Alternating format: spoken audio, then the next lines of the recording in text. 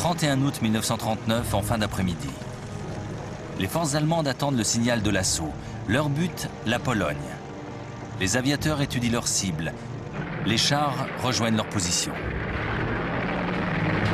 Aux premières heures du jour, ce 1er septembre 1939, des soldats du Reich revêtent des uniformes polonais et attaquent une station radio du côté allemand de la frontière. Ils laissent derrière eux quelques cadavres.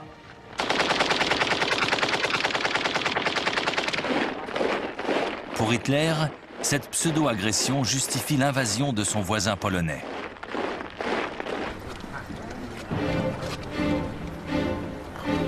À 8 heures du matin, alors que la déclaration de guerre n'est même pas officielle, les troupes allemandes franchissent la frontière. Les unités mobiles s'enfoncent dans le pays. 2 jours plus tard, conformément à leur promesse de soutenir la Pologne, la Grande-Bretagne et la France entrent en guerre. Nous sommes le 3 septembre 1939. Les Polonais, eux, sont dans la tourmente. Inférieurs en nombre, les soldats polonais doivent faire face à un nouveau type de guerre pour lequel ils ne sont pas préparés. La Blitzkrieg, ou guerre éclair.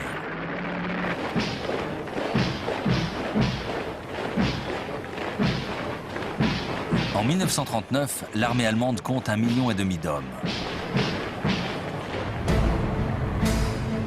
Son fer de lance, les chars d'assaut, avec 6 divisions de panzer et 4 de blindés légers destinés à la reconnaissance en territoire ennemi. Au total, une force de 2400 véhicules blindés. L'objectif, pénétrer en territoire ennemi et, telle une lame plantée au cœur des défenses, couper les lignes de communication et semer le désarroi. Les points retranchés de l'adversaire sont délaissés. L'infanterie, qui suit de près l'offensive, doit se charger de les neutraliser. La nouvelle force aérienne allemande, la Luftwaffe, est l'autre instrument de cette guerre éclair. En Pologne, elle expédie 2500 appareils, dont les fameux bombardiers Stuka Junker Ju-52. La précision de leur bombardement en piqué soutient efficacement la rapidité de l'offensive terrestre.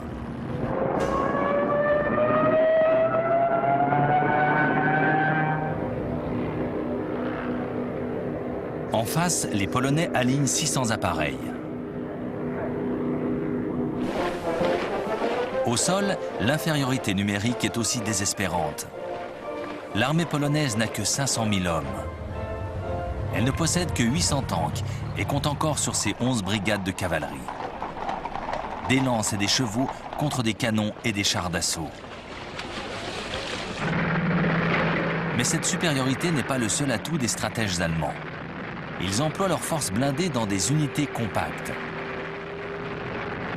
Les Polonais, eux, les dispersent pour soutenir l'infanterie.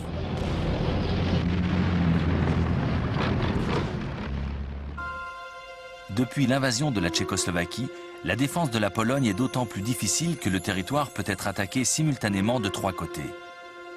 La capitale, Varsovie, et tout l'ouest du pays sont à la merci de leur ennemi. Cet avantage géographique sert les plans des stratèges allemands. L'offensive massive des blindés doit faciliter la percée. Désormais, pour gagner, l'armée a l'obligation de prendre l'adversaire en tenaille, de l'entourer pour mieux le broyer. Pour réussir, le corps d'armée du général Fedor von Bock surgira du nord. Il lancera 2 offensives, une à partir du nord-est de l'Allemagne et la seconde depuis la Prusse orientale. Dans le même temps, au sud, le corps d'armée du général Gerd von Rundstedt ouvrira 2 fronts à partir de la Silésie et de la Slovaquie. Les crocs du prédateur se refermeront sur Varsovie et Brest-Litovsk.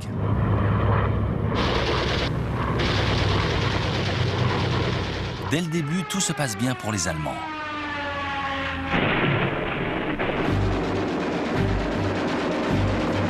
Avant la fin du 2e jour d'offensive, l'armée de l'air polonaise est clouée au sol.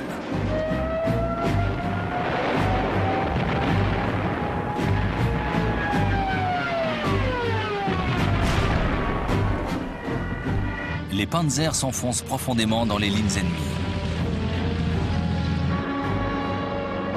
et Stuka laboure les positions de l'adversaire.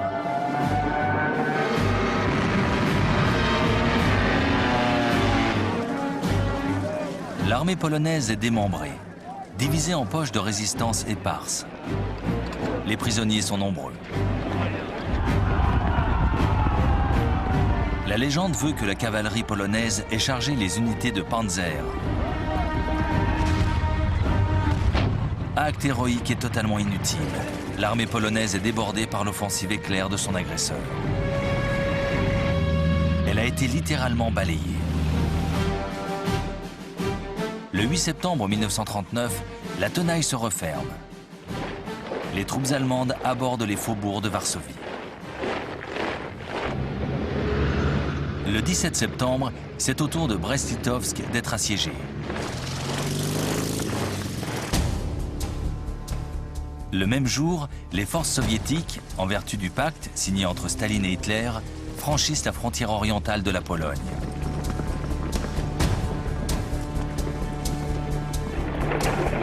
L'armée polonaise recule sur tous les fronts. Le gouvernement a quitté le pays. Seule Varsovie résiste encore.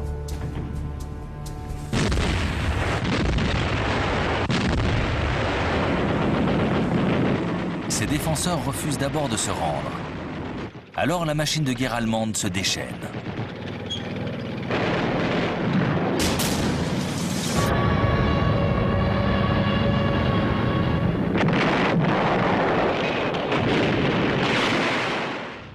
Hitler se délecte de l'abominable spectacle.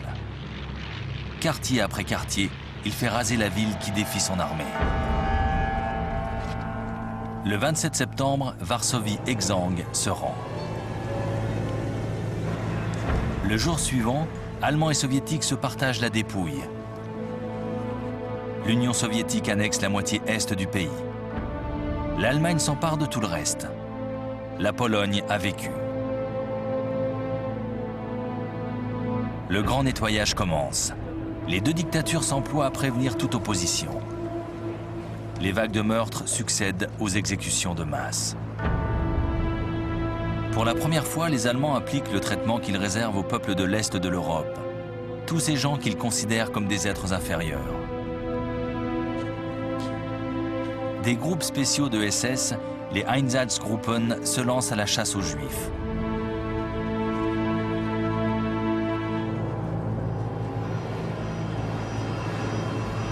Les plus chanceux sont enfermés dans des ghettos où ils croupissent et meurent de faim.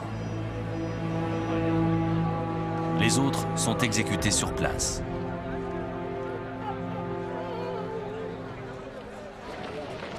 L'armée polonaise est anéantie. Pas tout à fait. 50 000 hommes ont réussi à s'échapper pour rejoindre la France. Un gouvernement provisoire dirigé par le général Władysław Sikorski les commande. Que reste-t-il à ces Polonais exilés, sinon le désir de mourir en combattant pour leur terre?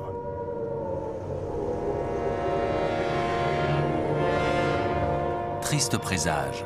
À Londres, les sirènes d'alarme retentissent au moment même où le Premier ministre Neville Chamberlain annonce le début des hostilités. En fait, malgré leurs engagements envers leurs alliés, la France et la Grande-Bretagne ont fait bien peu pour préserver la souveraineté polonaise. Hitler a toujours la main, car depuis que la guerre est déclarée, les deux pays ne savent pas comment réagir. La mobilisation a commencé. En prévision des raids de la Luftwaffe, les bâtiments publics se couvrent de sacs de sable. Les batteries antiaériennes sont en position, des refuges sont construits. Les enfants sont évacués hors de Londres. Les habitants ne sortent plus sans leur masque à gaz. Un couvre-feu est instauré. L'armée britannique déploie dans le nord de la France les 100 000 hommes de son corps expéditionnaire. Pendant ce temps, les Français avancent doucement vers la frontière allemande. Mais les généraux refusent toujours de progresser en dehors des zones couvertes par l'appui de l'artillerie. L'initiative demeure résolument dans le camp d'Adolf Hitler. Le Führer sait ce qu'il doit faire pour vaincre, et il s'apprête à mettre son plan à exécution.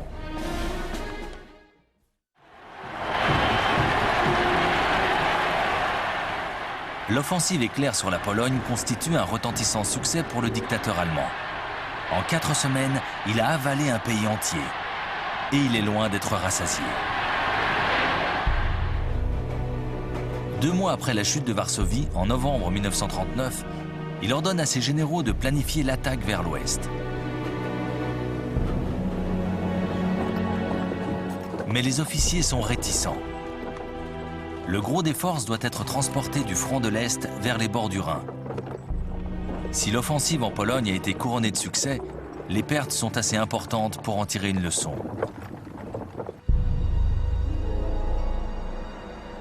Les canons anti-chars polonais ont mis hors de combat l'équivalent d'une division de blindés légers. Un quart des avions a été perdu. Les Panzers sont trop légers et ne sont pas fiables. Ils sont trop souvent coupés de leur soutien logistique et de l'infanterie. Après des débats enflammés, Hitler accepte à contre-cœur d'attendre le printemps suivant.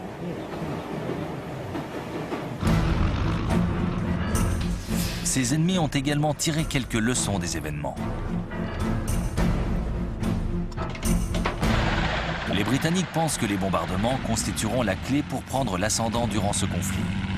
Mais le 4 septembre, alors que la Royal Air Force effectue un raid sur un convoi naval allemand, 7 des 30 bombardiers sont descendus. Il est évident qu'il ne s'agit pas de malchance. Lors de certaines sorties, la moitié des appareils est abattue. Les bombardiers britanniques ne sont simplement pas adaptés. Qu'à cela ne tienne, les raids auront lieu la nuit et les aviateurs ne lâcheront pas des bombes, mais des tracts, afin de ne pas provoquer de mesures de rétorsion.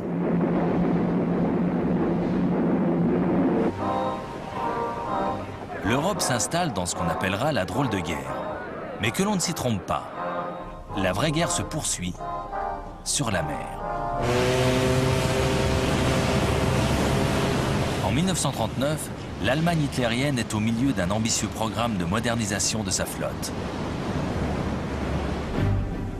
Le commandant en chef des forces sous-marines, l'amiral Karl Dönitz, prévoit de couper durablement les voies d'approvisionnement britanniques dans l'Atlantique. Pour arriver à ses fins, il a besoin de 300 sous-marins de haute mer, mais il n'en possède que 38. Malgré cela, Dönitz tient à ce que tous les U-boats prennent la mer le 3 septembre, premier jour de guerre contre le Royaume-Uni. Ce matin-là, le U-boat numéro 30 coule le paquebot britannique Athenia sans aucune sommation. Il croyait avoir affaire à un bateau de commerce armé.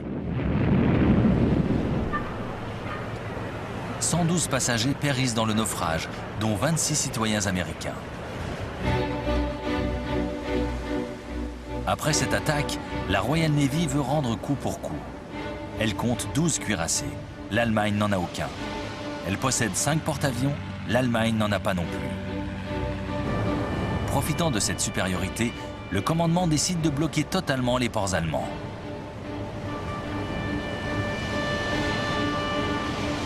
Mais malgré l'étendue de ses forces, la Royal Navy ne possède pas assez de navires d'escorte. De nombreux bateaux de commerce doivent voyager seuls. À la fin de l'année 1939, une centaine ont été coulés.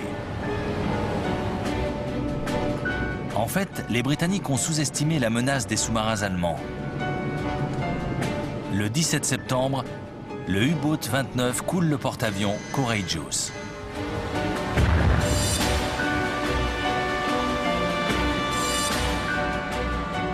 Le 14 octobre, le cuirassé Royal Oak est coulé par le U-boat 47. Le sous-marin a réussi à s'infiltrer au cœur même de la base navale de Scapa Flow au nord de l'Écosse. Il n'a pas été repéré.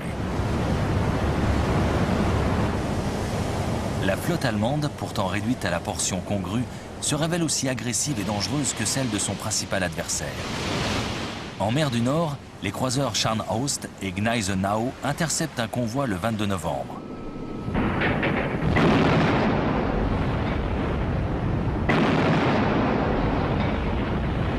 Il coule le navire d'escorte Rawalpindi, un simple bateau marchand armé.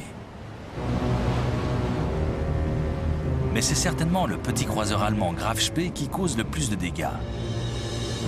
Il est conçu pour harceler les convois. Ces 11 canons peuvent écraser ses adversaires avant même qu'ils aient eu le temps de riposter. Son impressionnante vitesse de croisière lui permet de s'échapper sans être menacé. Le Graf Spee avait quitté l'Allemagne avant même que la guerre ne soit déclarée. Depuis, il jouait le vaisseau fantôme dans l'Atlantique Sud et l'océan Indien. 3 croiseurs britanniques, l'Exeter, l'Ajax et l'Achilles, l'interceptent enfin sur la côte est de l'Amérique du Sud, à la latitude du Rio de la Plata en Argentine. Sérieusement endommagé, le navire allemand se réfugie dans le port de Montevideo. L'Uruguay est alors un État neutre. L'équipage allemand est persuadé, à tort, que les forces navales britanniques les attendent à la sortie du port. Le capitaine du Graf Spee préfère s'aborder son navire plutôt que de le voir anéanti ou capturé.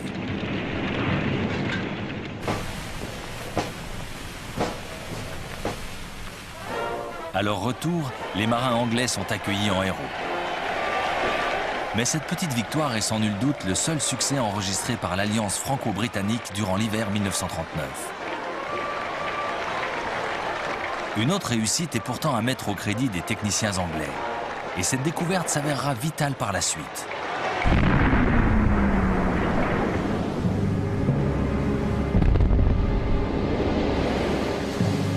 Dès le début de la guerre, la flotte du Royaume-Uni a perdu un grand nombre de navires sur les mines allemandes. Le plus mystérieux, c'est que les bateaux coulés ne semblaient même pas avoir touché ces bombes flottantes. Les mines avaient explosé à leur simple approche.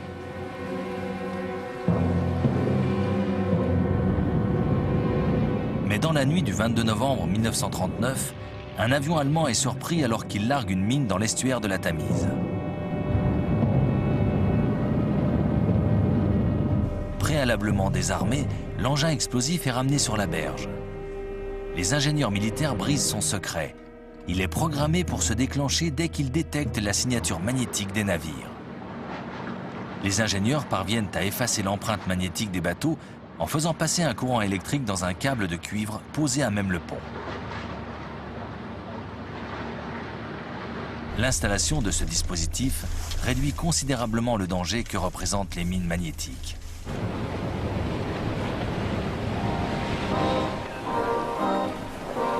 Mais alors que commence l'année 1940, la guerre s'est installée dans un petit train-train. Des deux côtés, on patrouille, on s'entraîne et l'on tente de se réchauffer car cet hiver est particulièrement froid. Que réserve cette longue attente? Cette guerre n'a de drôle que le nom. De l'autre côté du Rhin, on se prépare. Au printemps, le corps expéditionnaire britannique parachève son installation sur le front, à l'ouest de la frontière belge. Ce ne sont plus 4, mais 10 divisions qui ont rejoint le dispositif de défense. Les Français se sont installés en force. Ils contrôlent 100 divisions stationnées le long de la frontière belge ou mises en réserve non loin de là.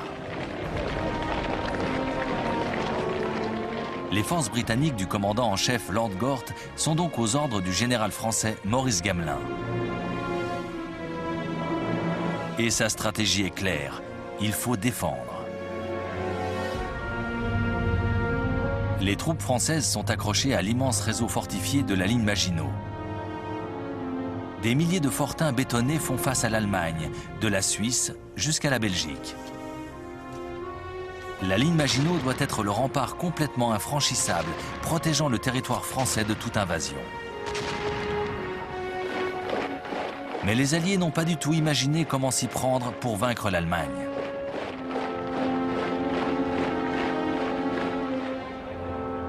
Ils se contentent de regrouper leurs forces dans une nouvelle version de la Première Guerre mondiale. Ils comptent bloquer l'offensive allemande dès les premiers jours et s'enterrer pour faire face à tous les assauts jusqu'à ce que l'assaillant s'épuise. La partie d'échec est bien mal engagée. Aucun chef d'état-major ne semble considérer que les Allemands ont une autre stratégie en tête. Aucun ne prévoit que le coup suivant du Führer, après l'invasion polonaise, ne se jouera pas en France, mais en Scandinavie.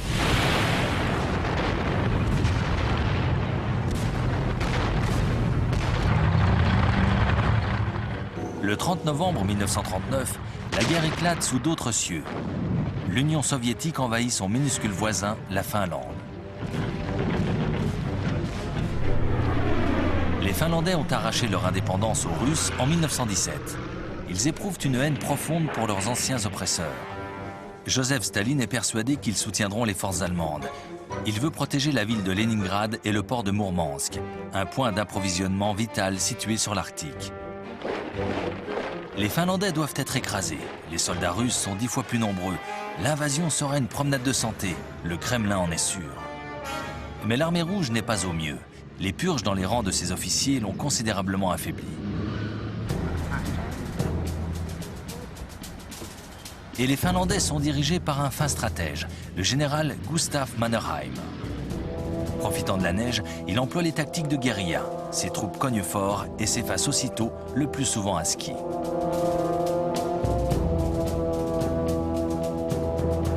En France et en Angleterre, la résistance courageuse des Finlandais frappe les esprits. Français et Britanniques sont prêts, en traversant la Norvège et la Suède, à intervenir pour soutenir cette lutte disproportionnée. Ils en oublient même que ces deux pays sont neutres.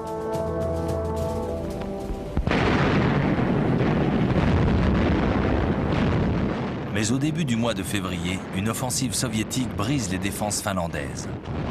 Un mois plus tard, la Finlande tombe sous les coups de son agresseur. Staline a gagné.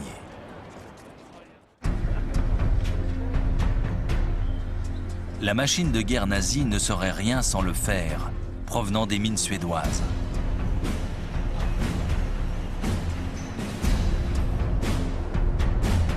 Durant l'hiver, les convois qui transportent le minerai vers l'Allemagne passent tous par le petit port norvégien de Narvik. Si les Alliés s'en emparent, le robinet d'approvisionnement sera coupé. Ils échafaudent donc des plans pour envahir la Norvège. Au passage, le Danemark devra également être pris.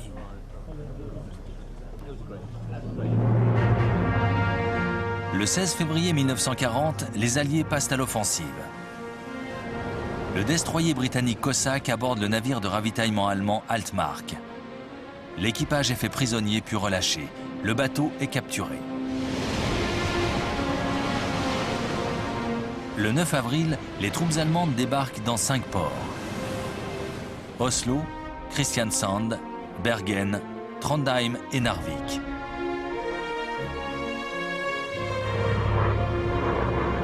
Au même moment, ils larguent pour la première fois dans l'histoire militaire des troupes aéroportées pour enlever les aéroports de Stavanger et Oslo. Pris par surprise, les défenseurs norvégiens sont vite débordés et battus. Tout comme leurs voisins danois. Les forces nazies occupent leur pays en moins de 24 heures.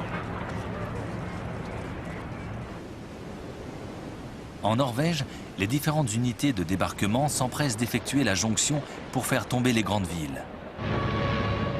La Luftwaffe a la maîtrise totale des airs. Les Alliés réagissent enfin. Un corps expéditionnaire est chargé de reprendre Narvik. Le 28 mai, Français et Norvégiens battent les Allemands à leur propre jeu.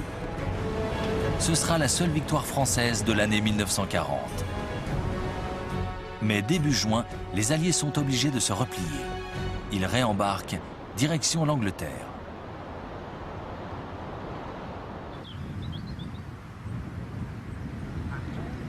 Adolf Hitler a passé l'hiver et une partie du printemps 1940 dans son nid d'aigle bavarois du Berghof. Pour lui, l'offensive scandinave ne constitue qu'un hors-d'œuvre. Sa vraie guerre éclair, il doit la déchaîner contre la France et la Grande-Bretagne. La première partie du plan élaboré par ses généraux est sans surprise. Les troupes allemandes doivent traverser la Belgique avant de bifurquer légèrement pour foncer sur Paris. Ce n'est que la répétition de la stratégie employée par le général Schlieffen dans les premières semaines de 1914. Les Alliés sont persuadés que c'est la seule stratégie possible. Ils y consacrent toutes leurs discussions préparatoires. Il prévoit que dès l'offensive allemande, les forces positionnées sur l'aile ouest du dispositif pénétreront en Belgique pour se retrancher le long de la Dyle et de la Meuse. L'attaque pourra être brisée dans son élan. Le 10 janvier, un événement vient conforter le bien-fondé de leur stratégie. Un avion de reconnaissance allemand s'écrase en Belgique, avec à son bord une copie du plan d'invasion. Les Alliés n'ont plus qu'un seul objectif, atteindre la Dyle et la Meuse, d'où ils pourront se défendre plus facilement. Entre-temps, l'état-major allemand a entièrement modifié ses plans. Le général Erich von Manstein a dénoncé le manque d'originalité de la première tactique. Il ne veut ni rejouer le scénario de la Première Guerre mondiale, ni voir son pays s'éreinter dans une longue et meurtrière guerre des tranchées.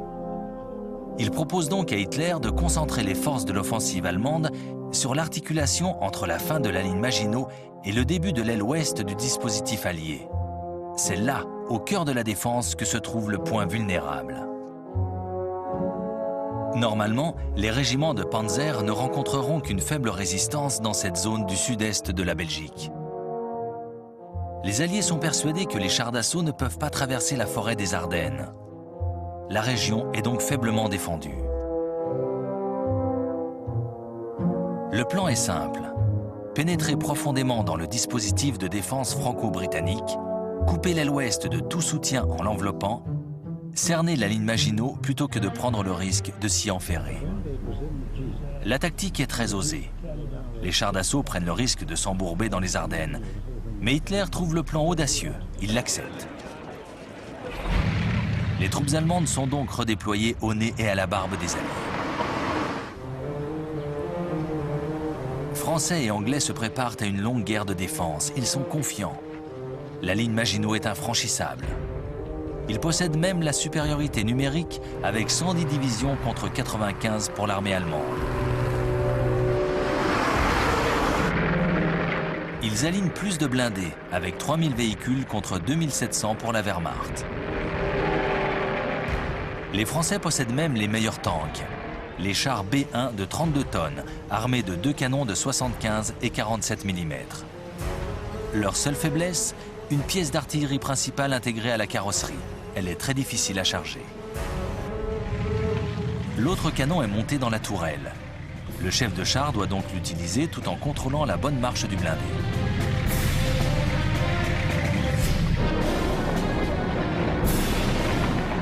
En face, les nouveaux Panzer Mark IV de 17 tonnes n'ont qu'un canon de 75 mm, mais les hommes d'équipage travaillent ensemble dans une tourelle plus spacieuse.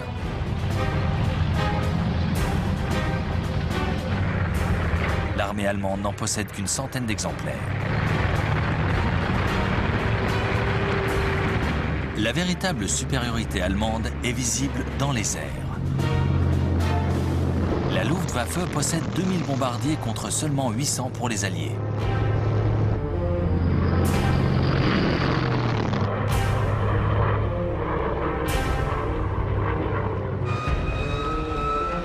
Elle aligne 4000 chasseurs, dont un appareil ultramoderne, le Messerschmitt Bf-109. En face, 2500 vieux avions qui seront vite dépassés. Bien sûr, la Royal Air Force possède 800 Spitfire et Hurricane, d'excellents avions de chasse qu'elle réserve à la protection aérienne de son propre territoire. La différence principale entre les deux armées se situe sans doute dans leur philosophie. Les Allemands concentrent toutes leurs forces pour frapper comme l'éclair. Tous leurs blindés sont regroupés. Ils forment 10 divisions autonomes. De leur côté, les Français se préparent à une guerre statique. Pour eux, les chars d'assaut ne constituent qu'une force d'appoint de l'infanterie. Là où les Allemands concentrent leurs forces, les généraux français les éparpillent. Ils ont évidemment noté l'efficacité des panzers lors de la campagne en Pologne. Sous la pression du colonel de Gaulle, 3 divisions blindées ont été constituées. Mais à l'aube de l'offensive, aucune n'est vraiment opérationnelle. Ce sont donc deux conceptions tactiques totalement différentes qui vont s'affronter. Offensive contre défensive, guerre éclair contre guerre statique. En quelques semaines, durant cet été 1940, le monde saura quel état-major avait choisi la meilleure option militaire pour l'emporter. Le 10 mai 1940, Winston Churchill devient Premier ministre de la Grande-Bretagne. Il ne peut choisir de plus mauvais moment. C'est le jour retenu par Adolf Hitler pour lancer sa Blitzkrieg, sa guerre éclair. Une division entière de parachutistes est larguée en Hollande, où les Allemands s'emparent des ponts et des terrains d'aviation.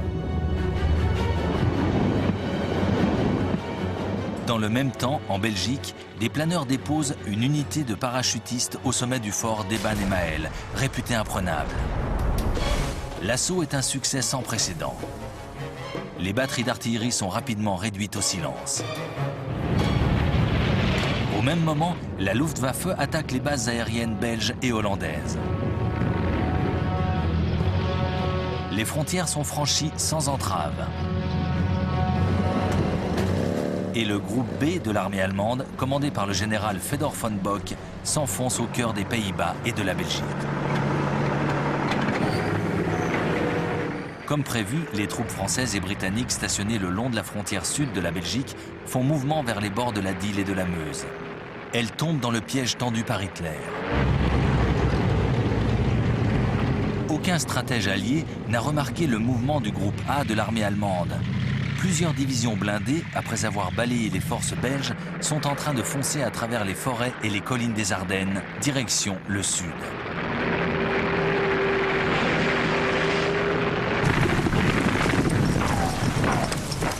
Au même moment, les Allemands crucifient les Pays-Bas.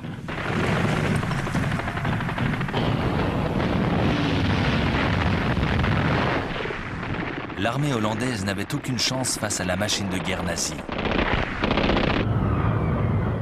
Maîtres des cieux, les pilotes allemands soumettent le pays à un flot incessant de bombardements.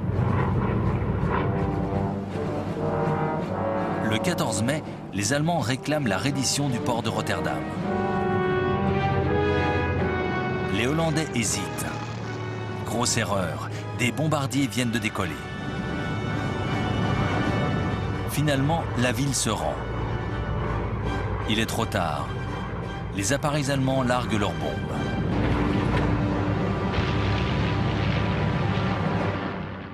Rotterdam est rayé de la carte. Le lendemain, la Hollande capitule.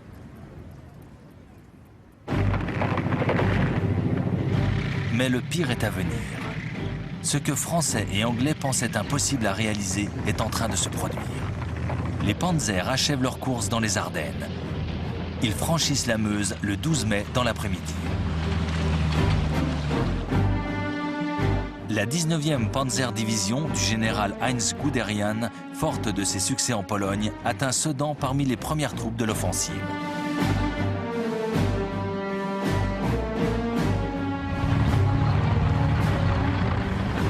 Guderian sait désormais qu'il a employé la bonne stratégie. Il délaisse la ligne Maginot et n'attend même pas sa propre infanterie. Il fonce droit devant lui.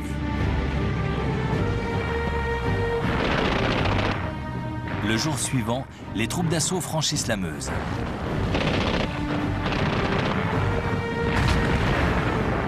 Les hommes du génie réussissent à construire des ponts de bateaux malgré le feu nourri de l'artillerie française.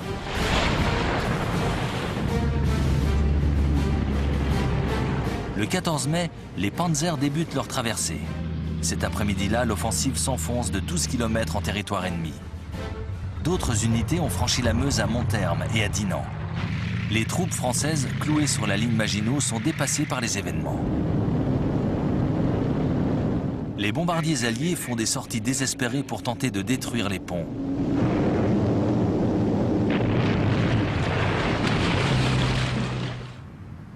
La plupart des appareils sont descendus.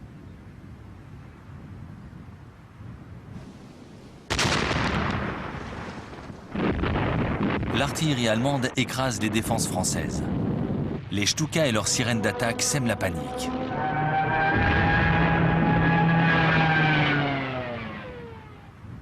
Trois jours après le début de l'attaque, les défenseurs français autour de Sedan lâchent prise.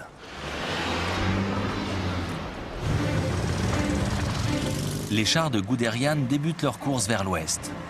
Au crépuscule, ils ont progressé de 60 km sur l'arrière des troupes alliées. Français et Anglais sont restés accrochés à leur position sur la Dyle. Mais le commandant suprême allié, le général Gamelin, réalise enfin que ses troupes vont être encerclées. Il leur ordonne de revenir sur leurs pas. Les troupes appréhendent cette soudaine décision de repli. Que s'est-il passé dans leur dos? Quelles forces vont-ils affronter? Sur les routes, leur progression est considérablement ralentie par un flot incessant de réfugiés désemparés. Le Premier ministre français, Paul Reynaud, téléphone à son homologue britannique. Il lui résume la situation en ces termes. « Nous sommes vaincus. Nous avons perdu la bataille. » Mais malgré l'efficacité incontestable de leur stratégie, les Allemands demeurent vulnérables. En se précipitant vers l'ouest, ils empruntent un long couloir de quelques kilomètres de large seulement. Les Alliés peuvent contre-attaquer. L'approvisionnement et le soutien des blindés composant l'offensive dépend entièrement des convois de chevaux ou de troupes à pied. Or, l'écart entre les panzers et l'infanterie se creuse d'heure en heure. Le 17 mai, l'un des officiers de l'une des toutes nouvelles divisions blindées françaises riposte. Par deux fois, le colonel de Gaulle lance ses chars à l'assaut de la ligne allemande, près de Crécy-sur-Serre. C'est la contre-offensive de la dernière chance. Mais l'état-major français n'a jamais prévu des attaques d'une telle ampleur. Chaque unité est éparpillée sur le champ de bataille. Leur coordination est impossible.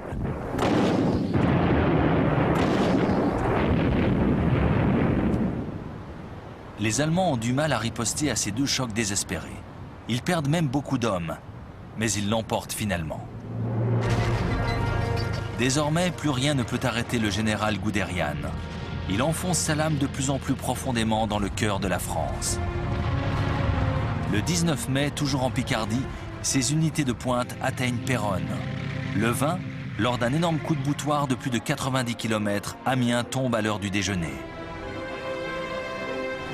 Abbeville, à 22 km seulement de la Manche, est franchi à 9 h du soir. Et à minuit, un bataillon de la 2e division de Panzer arrive sur la côte, à Noyelles. Cette course à la mer a permis aux Allemands de couper le front allié en deux. Désormais, tout repose sur leur capacité de défense de cet étroit corridor contre lequel Français et Anglais peuvent lancer leur contre-attaque.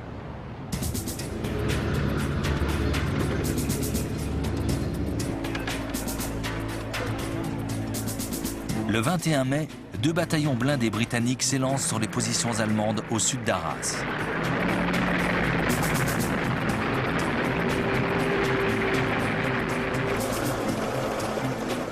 Les chars britanniques sont un peu plus adaptés au terrain que ceux des Français. Mais le Matilda II a été conçu pour soutenir l'infanterie. Parfaitement blindé, il est lent et faiblement armé.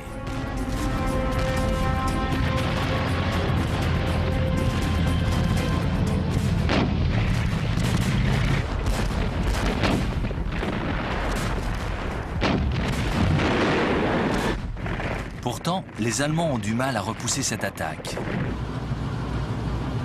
Cette difficulté soudaine a une conséquence. Le haut commandement décide de ne plus étendre les lignes de communication.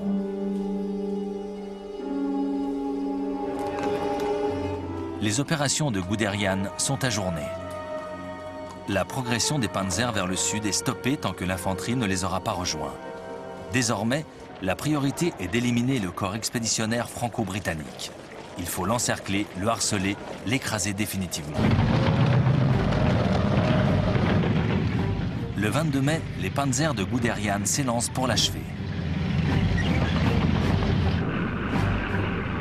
Les troupes alliées se sont maintenant repliées sur Boulogne, Calais et Dunkerque.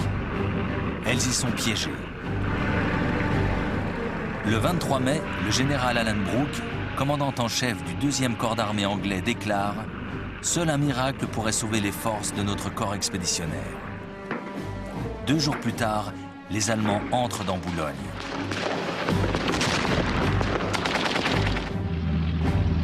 Désormais, même un miracle ne semble plus suffisant pour sauver la situation. Le 25 mai 1940, la position des forces alliées est désespérée.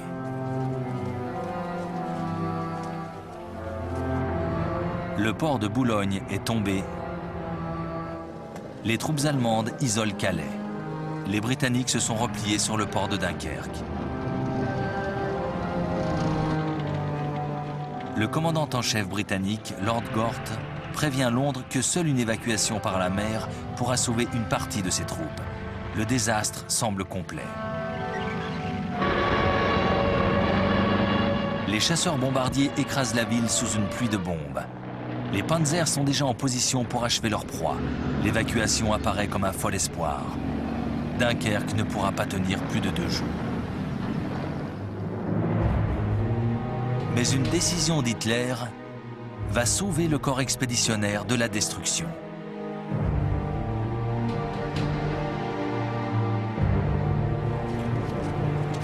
Le haut commandement allemand est conscient de l'état des machines et des équipages des panzers. Hommes et matériels sont exténués. Les attaques tentées par les unités blindées de De Gaulle ou les chars britanniques ont certes échoué, mais elles ont montré la fragilité des lignes de communication et de ravitaillement nazis. C'est le point faible de cette campagne éclair. Le haut commandement prend donc la décision de stopper une fois de plus l'avancée des divisions de Panzer.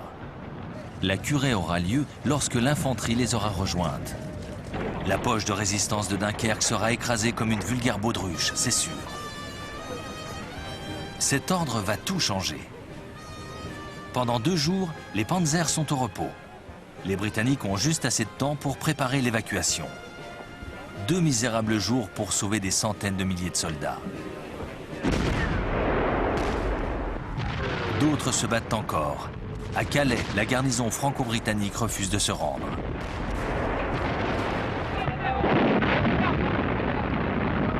Les Allemands ne prennent la ville qu'après 3 jours d'un corps à corps acharné et sanglant. Lorsque le 26 mai, les Panzers se remettent en mouvement, le temps a changé.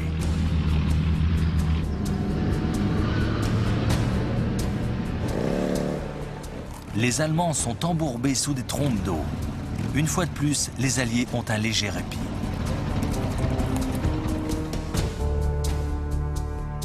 Le 26 mai à 19h57, le vice-amiral Bertram Ramsay, commandant la flotte à Douvres, reçoit l'ordre de lancer l'opération Dynamo. Désormais, chaque seconde compte. L'opération Dynamo doit permettre l'évacuation des forces du corps expéditionnaire britannique. C'est une action désespérée.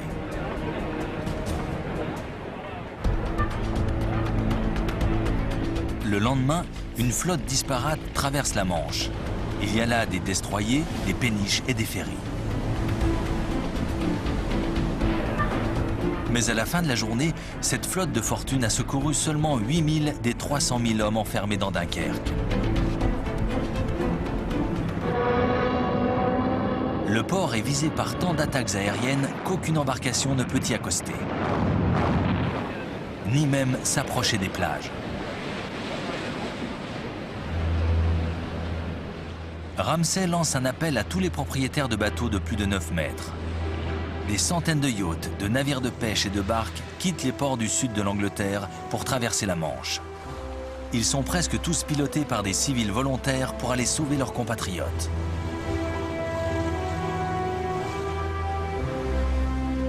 Pendant toute la semaine suivante, ces petits bateaux font la navette entre les plages de Dunkerque et les transporteurs de troupes qui attendent au large.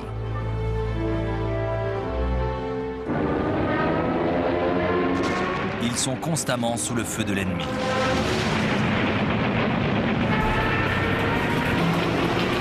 La RAF lance tous ses appareils dans la bataille afin de contrer les bombardements de la Luftwaffe.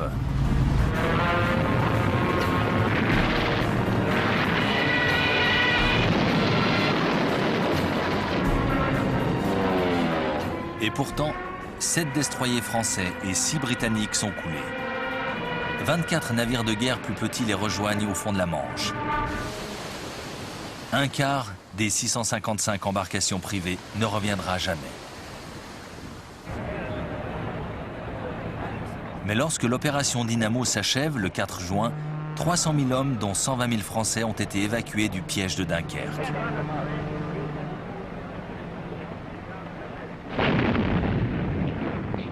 Cette évacuation n'aurait pas été possible sans l'héroïsme de l'armée française. Pendant tout ce temps, elle a retardé au maximum la progression des troupes allemandes.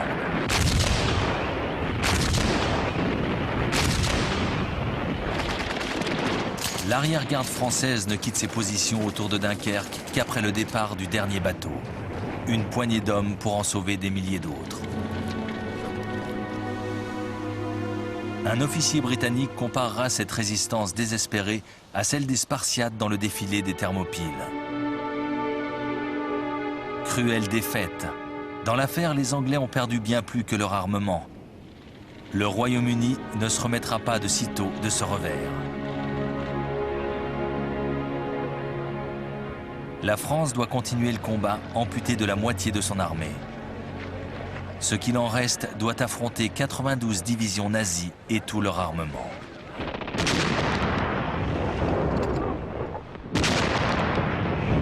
À 4 heures du matin, le 5 juin 1940, un bref pilonnage d'artillerie sonne le glas des espérances françaises. Les troupes d'assaut franchissent la Somme et l'Aisne. La résistance française est acharnée et les Allemands sont à 2 doigts de perdre leur tête de pont. Mais une fois de plus, la Luftwaffe entre dans la danse.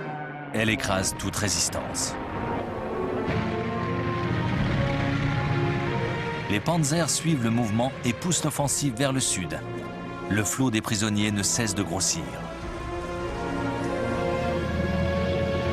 Le 9 juin, les blindés traversent la Seine et cette fois, l'infanterie est juste derrière eux. Une fois le fleuve franchi, les troupes allemandes se déversent dans tout le pays.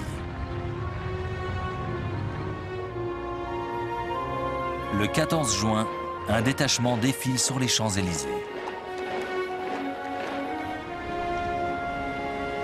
La croix gammée flotte au sommet de la Tour Eiffel.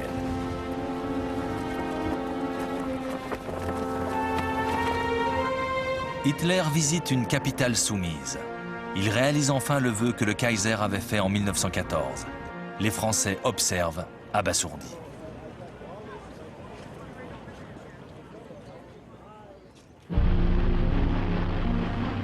Après Dunkerque, Winston Churchill était venu 5 fois en France pour tenter de soutenir le moral des derniers combattants français. Le 16 juin, il propose même à Paul Reynaud une union avec le Royaume-Uni si la France s'engage à poursuivre la lutte. C'est déjà trop tard. Le jour même, le cabinet rejette cette proposition. Dans la soirée, le Premier ministre français démissionne. Le maréchal Philippe Pétain lui succède et demande immédiatement l'armistice. La lutte s'achève dans le désarroi.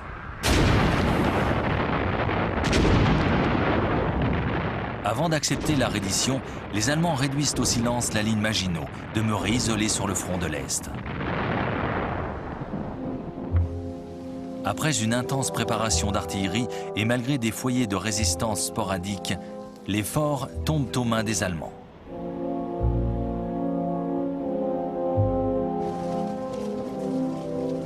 Le 21 juin, Hitler arrive à Compiègne. Dans la forêt l'attend le wagon dans lequel a été signé l'armistice de 1918, un lieu symbolique. Lorsque la délégation française se présente, Hitler lui soumet ses conditions et l'abandonne. Les représentants français doivent consulter leur gouvernement. Mais le lendemain, ils apprennent que les panzers vont se remettre en ordre de bataille. Ils n'ont donc pas le choix. Ils signent. L'humiliation de la France est totale.